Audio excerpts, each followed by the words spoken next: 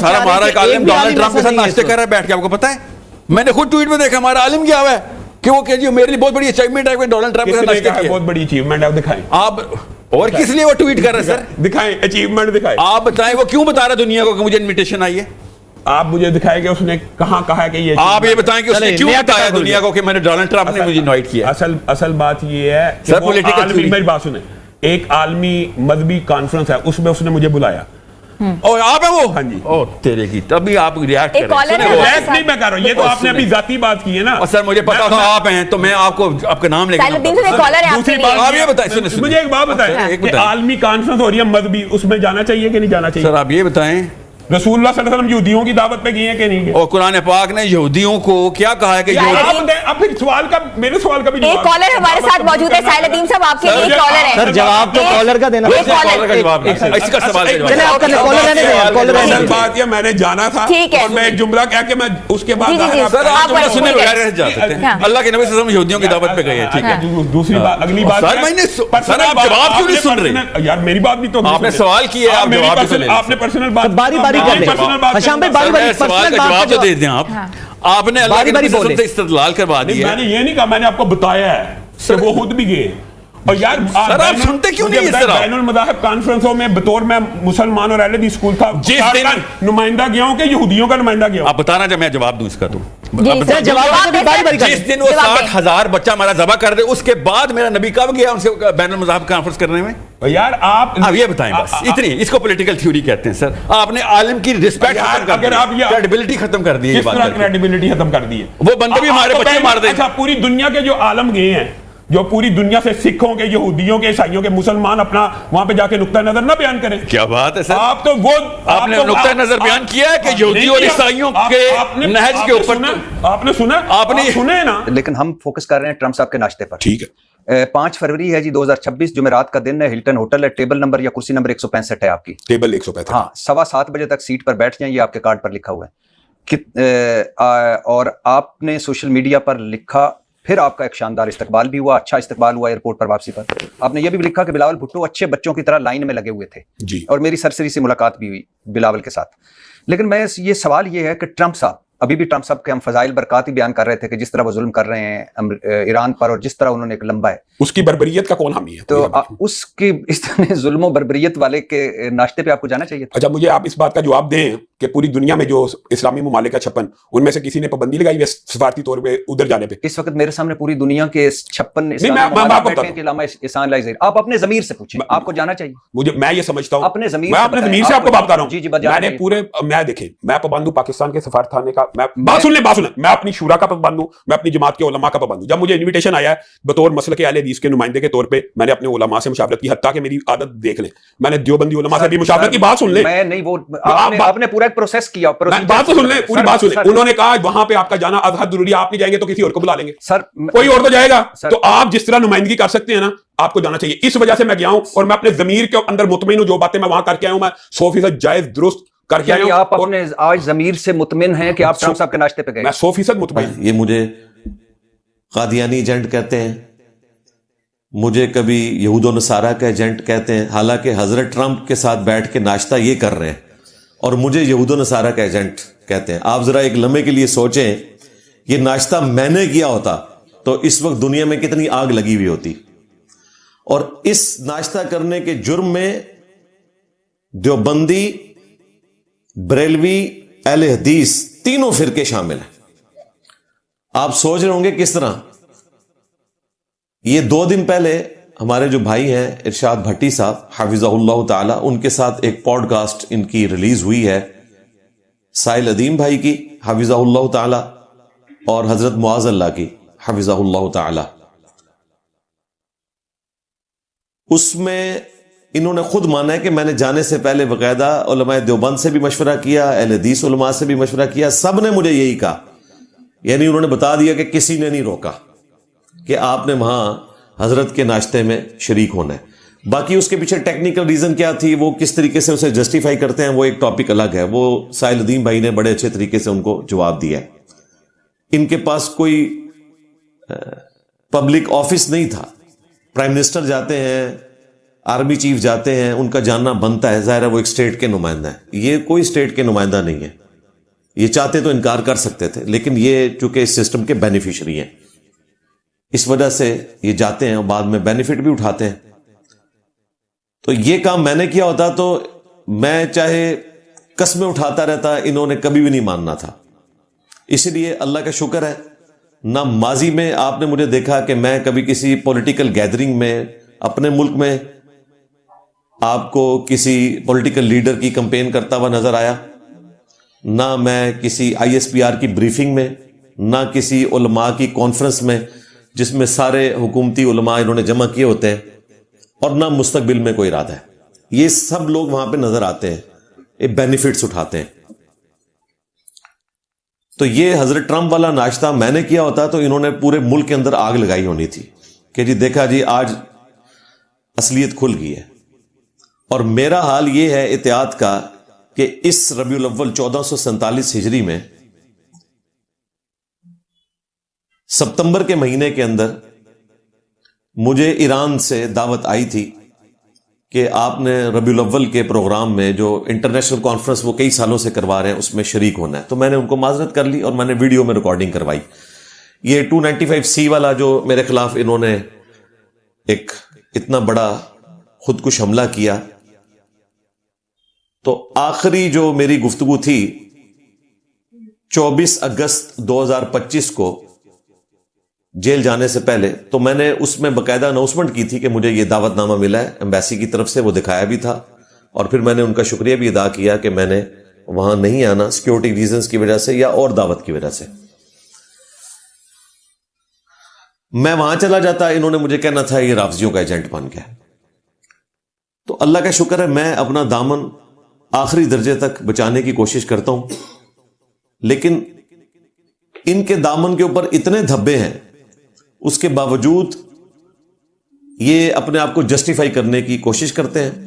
لیکن چونکہ عوام پڑھ لکھ گئی ہے, عوام سوشل میڈیا کے اوپر ان کی ٹرولنگ کرتی ہے, اور غصہ یہ میرے اوپر آ کے نکالنا شروع کر دیتے ہیں کہ انجینئر صاحب ہماری ٹرولنگ کروا رہے ہیں. تو یہ مجھے قرآن نے حق دیا ہے کہ میں برائی کا بدلہ اسی لیول کی برائی کر سکتا ہوں.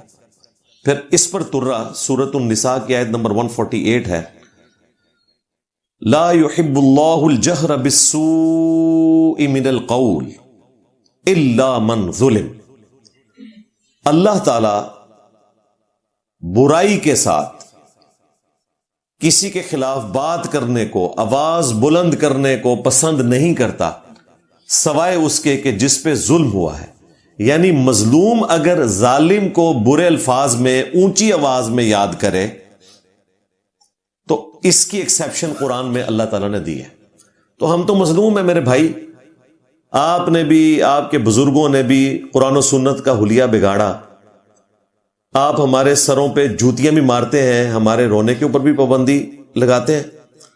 تو ہم تو بھائی رونے والے نہیں ہیں, ہم رلانے والے ہیں. بالکل یہ یاد رکھنا, ہمارے ایک رجز نے تمہارے مرے ہوئے لوگ, زندہ لوگ, اور جو شاید ابھی ایمبریونک سٹیج پہ ہیں یا قیامت تک آنے والے ہیں, تمہاری جائز روحانی اولادیں, ایک رجز نے ان سب کو اڑا کے رکھ دیا. میرے نبی سا ہے ہی کوئی نہیں, تیرے بابے تھے شے ہی کوئی نہیں. الحمدللہ. اور آپ دیکھیں ابھی تازہ ان کی ایک پوڈ کاسٹ ریلیز ہوئی ہے ارشاد بھٹی صاحب کے ساتھ, جس میں سائل الدین بھائی بھی بیٹھے ہوئے ہیں, اور اس میں مجھے بھی ڈسکس کیا گیا. حالانکہ میں وہاں موجود نہیں. سائل بھائی نے بڑی اچھی بات کی تھی کہ انجینئر صاحب جب بیٹھے نہیں ہوئے تو ان کو آپ کیوں ڈسکس کر رہے ہیں, یہاں ان کو ڈسکس کرنا نہیں بنتا. لیکن اس نے اپنا غصہ تو میرے پہ ہی نکالنا تھا نا, جو اس کا حضرت ٹرمپ کے ناشتے کے اوپر ٹرولنگ ہوئی تھی. ریکارڈنگ یہ تقریباً کوئی 12-14 دن پہلے کی ہے, یعنی جو میرے نیو ٹی وی پہ پروگرام آئے ان سے پہلے کی یہ پوڈ کاسٹ ریکارڈ ہے. یہ میں نے پتہ کروا لیا. تو یہ جو میرا پروگرام تھا 19 رمضان والا, اس پہ تو اس کی پوسٹ کا پول بھی کھل گیا. اس نے کہا یہ آخری عشرے میں میں اویلیبل نہیں ہوتا. یہ پروگرام آخری عشرے میں نہیں ہوا تھا, دوسرے عشرے میں ہوا تھا 19 رمضان کو, جس سے یہ بھاگا تھا فرقہ واریت کے ٹاپک سے. یہاں مجھے خطرہ تھا کہ شاید اس نے 19 رمضان یا اس کے یعنی راؤنڈ اباؤٹ اگر یہ ریکارڈنگ نہیں ہوئی اور یہ ہوئی ہے آخری عشرے میں، تو پھر میں اس کو یہ کہوں گا کہ تم آخری عشرے میں وہاں بیٹھے ہو، لیکن وہ ہم نے پتہ کروایا نہیں. یہ جب اس کا وہ ناشتے والا کلپ وائرل ہوا جس میں یہ ذلیل ہوا، تو اس کے بعد اس نے اس کی کمپنسیشن کی خاطر ساحل بھائی کے ساتھ بیٹھنے کا ارادہ کیا، اور وہ میں نے پوڈ کاسٹ ہمت کر کے 2 کی سپیڈ پہ لگا کے ساری سنی. اس میں آپ دیکھیں کم از کم 7-8 دفعہ اس نے کہا ہے کہ یہ عالم نہیں ہے، اور یہ ایسا عالم ہے کہ اسے پتہ ہی نہیں ہے کہ عالم کیا ہوتا ہے اور عالم کیا ہوتا ہے. کم از کم یہ عالم کا لفظ، اور یہ اس میں نہیں، پہلے بھی اس کی درجنوں ویڈیو میں یہ بولتا ہی عالم ہے. عالم کہتے ہیں دنیا کو، جو آپ ہو واقعی، آپ عالم ہو، دنیا دار ہو. تو یہ کہتے ہیں یہ تو عالم نہیں ہے. اچھا، پھر یہ عالم مانتے ہیں ڈگریوں والوں کو. اب یہ حیران کن بات ہے کہ ایک فرقے کی ڈگری دوسرے مانتے ہی کوئی نہیں، ورنہ تو ہونا کہ بریلویوں کی ڈگری لے کے کوئی دیوبند کی مسجد میں امامت کروا رہا ہو. لو سامو باپا جانی کے مسلح پہ توصیف راشدی صاحب ہمیں نظر آئے، ہاں، اور رائے ونڈ کے مسلح کے اوپر مفتی منیر صاحب ہمیں نظر آئے. کبھی بھی نہیں ہوگا ایسے. اور دیکھیں اس بندے کا علمی لیول یہ ہے کہ وہ ارشاد بھٹی صاحب والی پوڈ کاسٹ میں کہتا ہے کہ جی اسناد جو ہیں وہ دین کا حصہ ہیں، اور اس کو اسناد کو بھی اس نے اسناد پڑھا، اس کو بھی لفظ کو غلط پڑھا. اگر اسناد نہ ہو تو ہر شخص اپنی مرضی کا دین بیان کرے گا. اس نے حوالہ نہیں دیا آپ کو، میں حوالہ دیتا ہوں، یہ صحیح مسلم میں لکھا ہوا ہے کہ اسناد جو ہے یہ دین کا حصہ ہے، اگر اسناد نہ ہو تو ہر شخص اپنی مرضی کا دین بیان کرے گا. وہ کہتا ہے دیکھیں جی ہمارے بزرگوں نے باقاعدہ ڈگری کی بات کی ہوئی ہے اسناد کی. یہ عبداللہ ابن مبارک المتوفى 181 ہجری جو امام بخاری کے دادا استاد ہیں، ان کا قول ہے، بخاری مسلم کے راوی ہیں.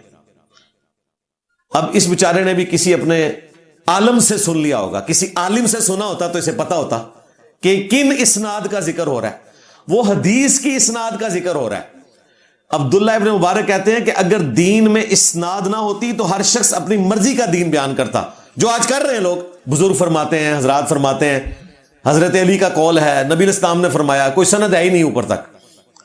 اور اس کے آگے باقاعدہ عبداللہ ابن مبارک کے اس قول کو بریف کرنے کی خاطر امام مسلم نے باقاعدہ واقعہ نقل کیا ہے کہ ایک شخص آ کے حدیث بیان کرتا ہے اور محدث پوچھتے ہیں کہ بھائی یہ حدیث تم نے کہاں سے سنی ہے؟ وہ کہتے ہیں جی میں نے فلاں سے سنی. تو وہ کہتے ہیں ہاں وہ تو سکہ ہے. اس نے کس سے سنی؟ وہ کہتے ہیں اس نے فلاں سے سنی. کہتے ہیں وہ بھی سکہ ہے. اس نے کس سے سنی؟ اس نے فلاں سے سنی. وہ بھی سکہ ہے. اس نے کس سے سنی؟ وہ کہتے ہیں اس نے فلاں سے سنی. کہتے ہیں نہیں وہ، اور اس نے کس سے سنی؟ اس نے کہا اس نے نبی الاسلام سے. تو وہ محدث کہتے ہیں کہ نبی الاسلام اور ان کے درمیان تو کئی جنگل ہیں جو عبور کرنے پڑیں گے، اور کئی جانور جو ہیں وہ ہلاک ہو جائیں گے سفر کو طے کرتے ہوئے. یعنی اتنے 100 سال کا فرق ہے، یہ سند پوری نہیں ہے. اس سند کی بات ہو رہی ہے، یعنی کہ امام بخاری کہیں کہ میں نے سنا احمد بن حنبل سے، احمد بن حنبل کے میں نے سنا شافعی سے، شافعی کے میں نے سنا مالک سے، مالک کے میں نے سنا نافع سے، نافع کے میں نے سنا عبداللہ ابن عمر سے، اور انہوں نے سنا رسول اللہ سے صلی اللہ علیہ وآلہ وسلم. یہ ہے سند. وہ اس سند کی بات ہو رہی ہے، مولویوں کی ڈگری کی بات نہیں ہو رہی ہے. اور کہہ رہے جی اسناد دین کا حصہ ہے. یہ اس بندے کا انٹلیکچوئل لیول ہے، اور اس کے پڑھانے والوں کا انٹلیکچوئل لیول یہ ہے کہ اسے یہ بتایا ہی نہیں ہے کہ تہاڈی ڈگری کی گل نہیں ہو رہی، یہ حدیث کی سند کی بات ہو رہی تھی. سند تو یہ بھی نہیں پہنچاتے ہیں. آج لوگ جب بخاری کو کوٹ کر رہے ہیں تو بخاری کی سند نبی الاسلام تک جاتی ہے. ان کی جو استادوں کی سندیں جاتی ہیں، چھوڑ دیں ایک دوسرے کو کیا سمجھتے ہیں، وہ ایک لادہ سے پنڈورا باکس کھل جائے گا. ہم بھی بخاری سے بیان کر رہے ہیں، یہ بھی بخاری سے بیان کر رہے ہیں. پھر ارشاد بھٹی صاحب نے اس پروگرام میں کہا کہ وہ تو حدیث ہے بخاری میں، بلغوا عنی ولو آیا، پہنچا دو میری طرف سے اگرچہ ایک آیت ہی آتی ہو. تو شام صاحب کہتے ہیں جی آپ نے تو اس کا مطلب ہی غلط سمجھا ہے. یہ تو صحابہ کرام کے بارے میں ہے کہ ان کو نبی الاسلام نے کہا کہ جو آیت یا حدیث مجھ سے سنو وہ آگے بیان کر دو. پہلے ہمارا معصومانہ سوال ہے کہ صحابہ کرام نے ڈگری کیوں نہیں حاصل کی ہے؟ صحابہ کرام میں سے تو اکثریت لکھنا پڑھنا نہیں جانتے تھے، بس جو سنتے تھے آگے بیان کر دیتے تھے نبی الاسلام سے سن کے. فقیہ اصحاب تو بہت تھوڑے تھے. زیادہ تر تو روایت بیان کرتے تھے اور ان کے لیے وہ کافی تھا، نبی الاسلام کا حکم، اس پہ وہ عمل کرتے تھے۔ پھر اہل حدیث جب اس قسم کی باتیں کریں گے کہ آپ نے بلغوا عنی ولو آیہ کے تحت صرف آپ نے حدیث کا متن بیان کرنا ہے، اس کو ایکسپلین نہیں کرنا، ایکسپلین کرنے سے بنو بھیا بیچ میں آ جاتی ہے۔ ہاں، رفع الیدین کی حدیث سے آپ نے ایکسپلین کرنی ہے، آپ نے یہ بھی بتانا ہے کہ مالک بن حویرث جو ہے وہ غزوہ تبوک کے موقع پر مسلمان ہوئے ہیں اور وہ حدیثیں بیان کر رہے ہیں، یہ ساری آپ نے تفصیلات بتانی ہے۔ ادھر نہیں آپ کو کوئی پوچھے گا، کیونکہ ادھر رفع الیدین والی بات ان کے حق میں جا رہی ہے نا۔ یہ دو نمبری کرتے ہیں، اور بھائی اس کو چھوڑ دو، ہم تمہیں قرآن سے دلیل دیتے ہیں، کنتم خیر امۃ اخرجت للناس تأمرون بالمعروف وتنہون عن المنکر وتؤمنون باللہ، تم بہترین امت ہو جو لوگوں کے نفع کے لیے نکالے گئے، لوگوں کو نیکی کی طرف بلاتے ہو، برائی سے روکتے ہو اور اللہ پر ایمان رکھتے ہو۔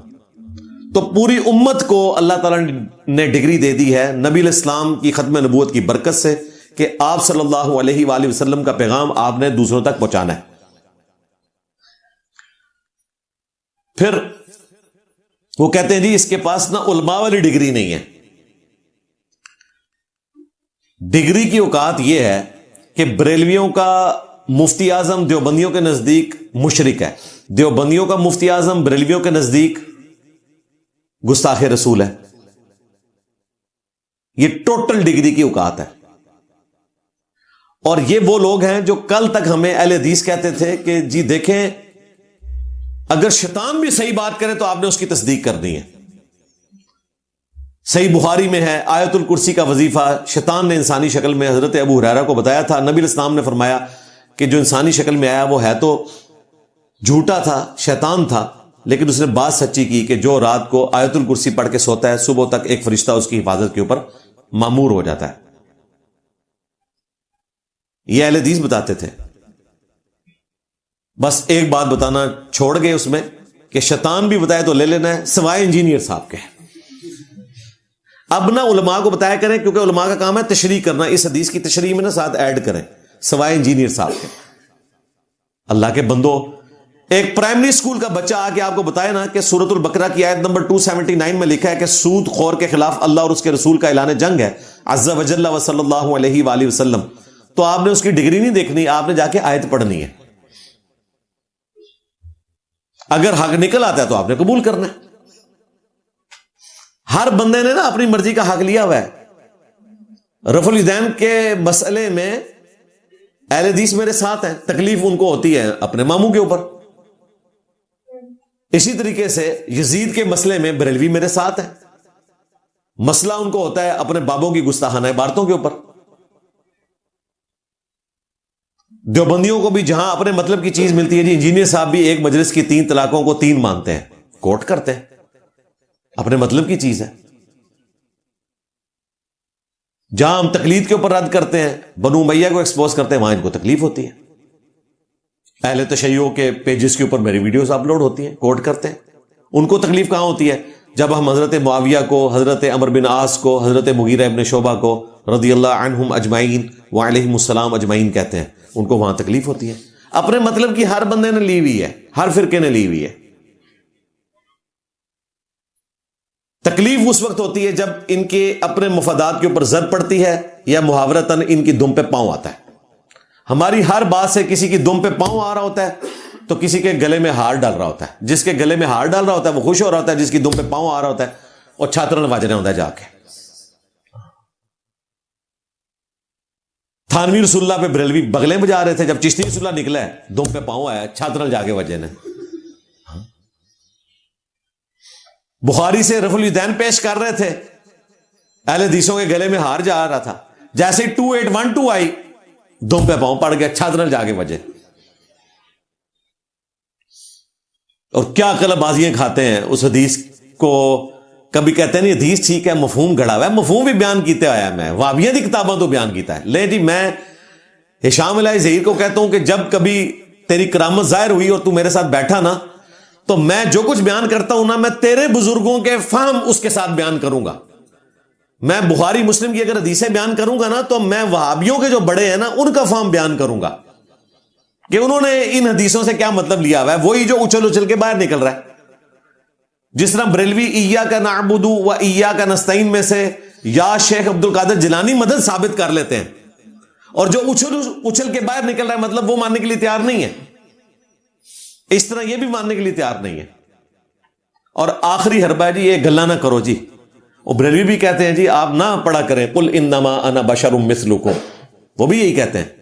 آپ کہتے ہیں نہیں عقیدہ بیان کریں گے، تو بھائی یہاں پہ بھی تو عقیدہ ہے، ہم بیان کریں گے. صحیح مسلم کی حدیث، علی سے محبت نہیں رکھے گا مگر مؤمن، علی سے بغض نہیں رکھے گا مگر منافق. ٹھیک ہے. صحیح بخاری میں حدیث ہے، نبی الاسلام نے فرمایا اللہ تعالیٰ نے عمار ابن یاسر کی زبان کو شیطان سے محفوظ کر دیا. تو پھر ہم بخاری سے 2812 بھی بیان کریں گے. تقتلک فئۃ الباغیہ، اے عمار تجھے ایک باغی جماعت قتل کرے گی، تو انہیں اللہ اور جنت کی طرف بلائے گا، وہ جماعت جہنم کی طرف بلا رہی ہوگی.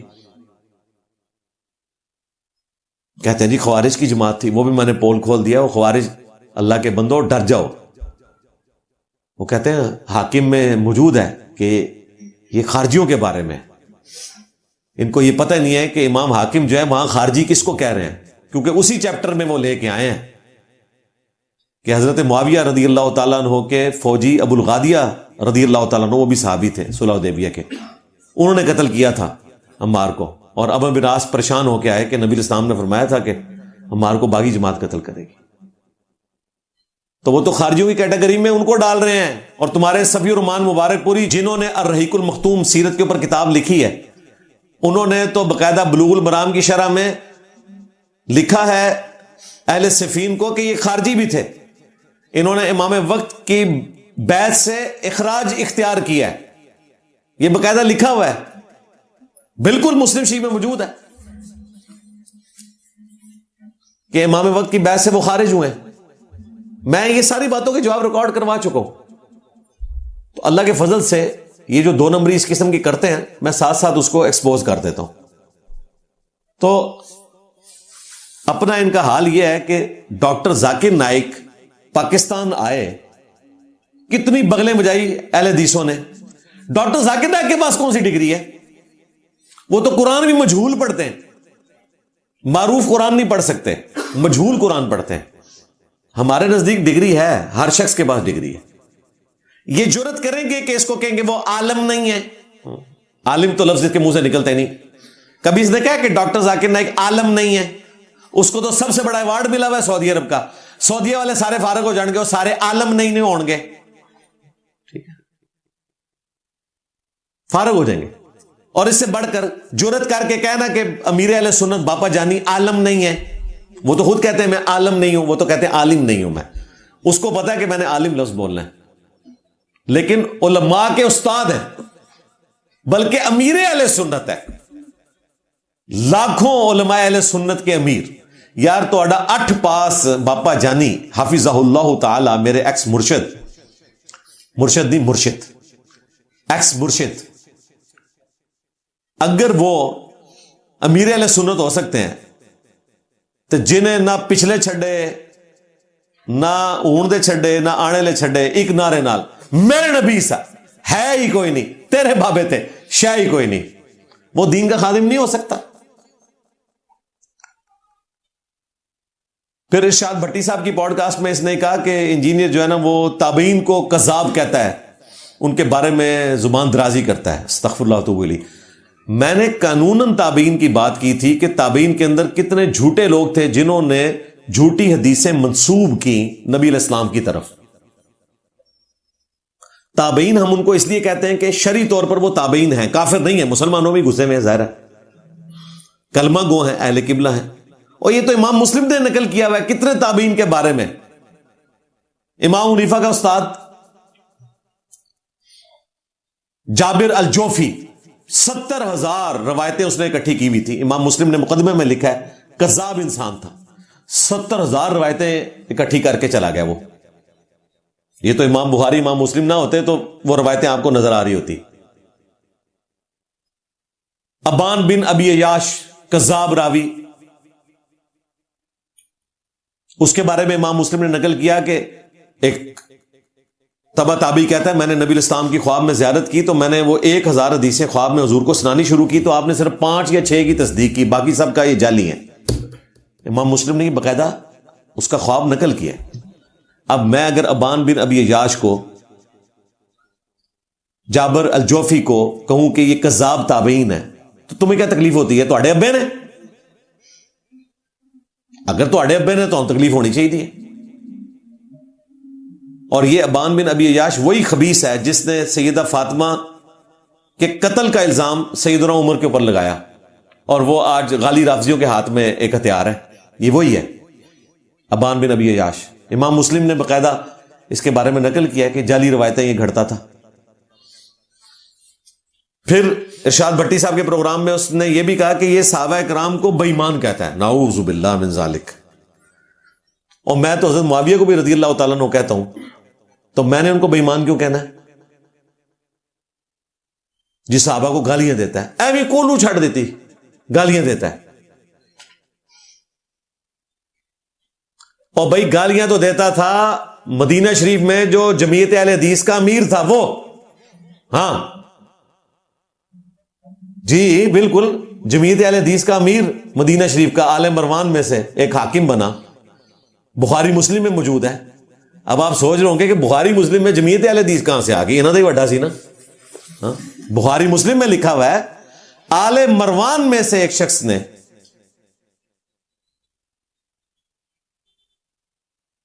سہل بن سعد السعدی رضی اللہ تعالیٰ عنہ کو بلایا ممبر کے اوپر اور کہا کہ حضرت علی کے اوپر لعنت کرو, نعوذ باللہ. انہوں نے کہا میں کبھی بھی نہیں کروں گا. اس نے کہا اچھا تم یہ کہہ دو لعن اللہ ابا تراب, نعوذ باللہ, مٹی والے پہ اللہ کی لعنت, یعنی کوڈ ورڈز میں بات کرو. اور ابو تراب بنو امیہ یہ بگاڑنے کے لیے کہتے تھے.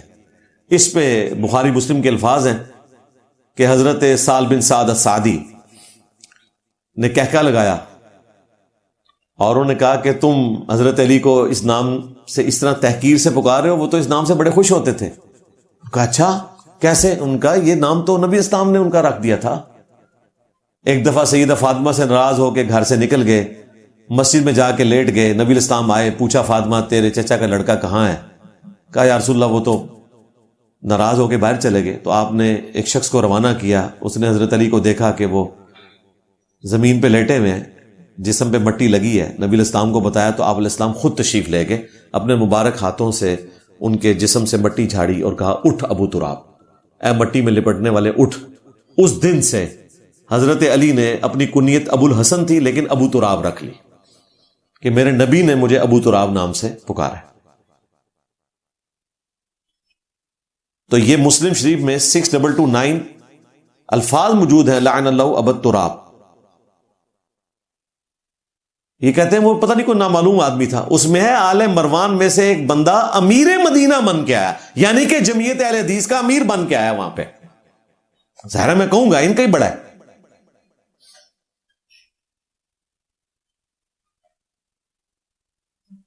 پھر امام مسلم صحیح مسلم میں لے کے آئے, کچھ حصہ اس کا بخاری میں بھی موجود ہے کہ سعد ابن ابی وقاص رضی اللہ تعالیٰ عنہ جو ہمارے ماموں ہیں کیونکہ ہمارے نبی کے ماموں ہیں, ان کو ان کے ماموں نے کہا کہ تمہیں کون سی چیز منع کرتی ہے کہ تم ابو تراب کے اوپر سب نہیں کرتے. کہتے ہیں وہ سب کا مطلب جو ہے نا وہ تقی عثمانی صاحب نے بھی ان کو پڑھا دیا کہ سب کا مطلب تنقید ہے, گالی گلوچ نہیں ہے. اچھا جی حضرت علی پہ تنقید کرنا ثواب کا کام ہے؟ نہیں, وہ پولیٹیکل اختلاف ہو گئے تھے نا تو اس لیے تنقید کی بات ہوتی تھی. اور بھائی سب کا ترجمہ ہوا ہے صحیح مسلم میں 6229 لعن اللہ ابا تراب. بنو امیہ جب ابو تراب کہیں تو تحقیر کے لیے کہتے ہیں, اور بنو امیہ کے لوگ جب سب کی بات کریں تو اس کا مطلب ہوتا ہے لعن اللہ ابا تراب, نعوذ باللہ, لعنت کے الفاظ موجود ہیں. تو ہمارے ماموں نے ان کے ماموں سے کہا کہ میں علی ابن ابی طالب پہ کبھی بھی سب نہیں کروں گا. مجھے 3 باتیں ایسی ان کے بارے میں پتا ہیں کہ مجھے ایک بھی مل جائے تو سرخ اونٹوں سے بہتر ہے میرے لیے. کون کہہ رہا ہے؟ سعد ابن ابی وقاص. 10 جنتی اصحاب میں سے ایک, اور سعد وہ ہیں جن کے بارے میں بدر و احد کے موقع پر مولا علی کہتے ہیں کہ میں نے خود رسول اللہ سے سنا کہ نبی اسلام نے کہا سعد تجھ پر میرے ماں باپ قربان تیر چلا. میں نے نبی اسلام کو اپنے ماں باپ سعد کے لیے جمع کرتے ہوئے سنا ہے. یہ مولا علی کہہ رہے ہیں, اور وہ کہہ رہے ہیں مجھے مولا علی والی ایک فضیلت مل جائے تو بڑی بات ہے. پھر ہمارے ماموں سعد نے ان کے ماموں کو وہ 3 فضائل سنائے. پہلی فضیلت غزوہ تبوک کے موقع پر نبی اسلام نے فرمایا تھا علی کی میرے ساتھ وہی نسبت ہے جو ہارون کی موسیٰ کے ساتھ, مگر میرے بعد کوئی نبی نہیں. کیونکہ نبی اسلام مدینہ شریف میں عورتوں اور بچوں کے اوپر حاکم کے طور پر سیدنا علی کو چھوڑ کے جا رہے تھے, اور یہ پہلا اور آخری موقع تھا کہ کسی جنگ میں حضرت علی شریک نہیں ہو رہے تھے. تو نبی اسلام نے کہا کہ کوہ طور پہ گئے تھے حضرت موسیٰ علیہ السلام تو اپنے بھائی ہارون کو چھوڑ کے گئے تھے, تو تیری نسبت تو وہی ہے ایک نبی کی جو دوسرے نبی کے ساتھ ہوتی ہے, لیکن تو نبی نہیں ہے کیونکہ میرے بعد کوئی نبی نہیں ہے. اس حدیث سے یہ پتا چلا کہ اگر رسول اللہ کے بعد کوئی نبی ہوتا تو مولا علی ہوتے, اور اگر کوئی امتی نبی ٹائٹل ہوتا تو حضرت علی کو مل جاتا, جو بعد میں غلام احمد قادیانی دجال نے خود سے ایک ٹائٹل بنا لیا. اس ٹائٹل کا اگر کوئی حقدار تھا تو مولا علی تھے, کہ انہوں نے تو اسلام کو کنٹریبیوٹ بھی کیا ہوا ہے, ہر جنگ میں کیا ہوا ہے, زیرو سے لے کر سپر پاور بنانے تک 3 بندوں کی جو کنٹریبیوشن ہے, سیدہ ختیجہ, سیدنا علی اور سیدنا حمزہ, اہل البیت میں سے. باقی صحابہ کرام میں حضرت ابوبکر, عثمان, عمر, باقی بھی ہیں. اہل البیت میں یہ 3 ٹاپ کے بندے ہیں رضی اللہ عنہم اجمعین وعلیہم السلام اجمعین. پھر ہمارے ماموں نے کہا کہ سن دوسری فضیلت, خیبر کے موقع پر نبی الاسلام نے فرمایا تھا کل اس شخص کے ہاتھ میں جھنڈا دوں گا جو اللہ اور اس کے رسول سے محبت کرتا ہے, اور اس سے بڑھ کر اللہ اور اس کا رسول اس سے محبت کرتے ہیں.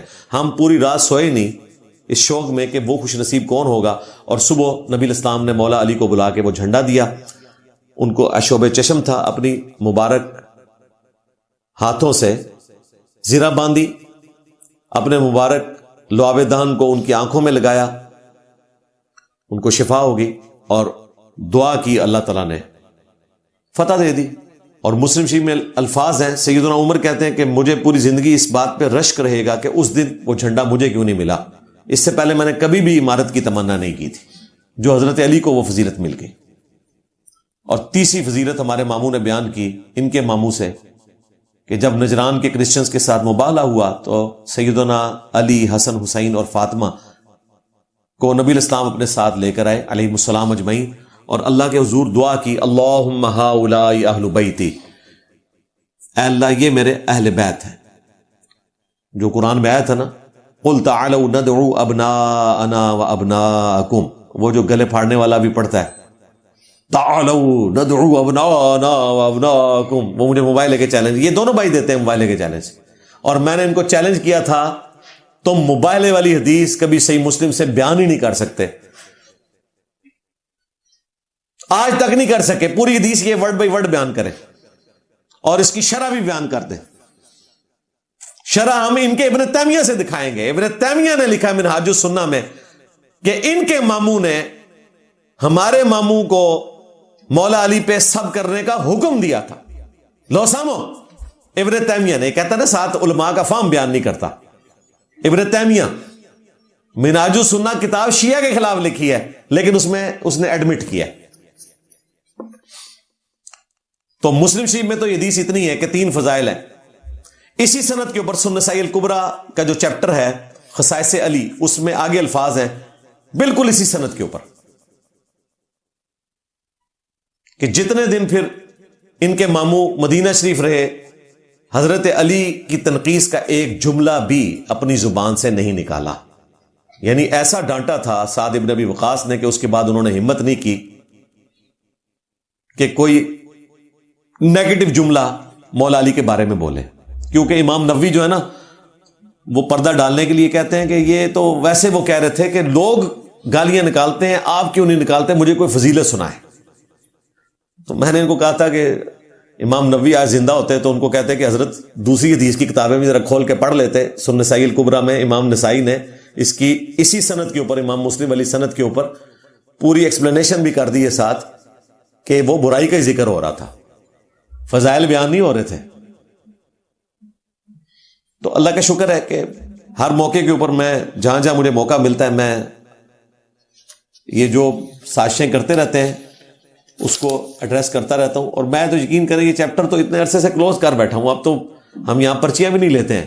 جب کبھی یہ چھیڑتے ہیں ان کو ماموں کا غم نہیں جاتا تو پھر مجھے مجبوراً کچھ تھوڑا بہت بولنا پڑتا ہے. اب تو تمہارے ماموں کا نام لینا بھی چھوڑ دیا یار, خدا کے لیے.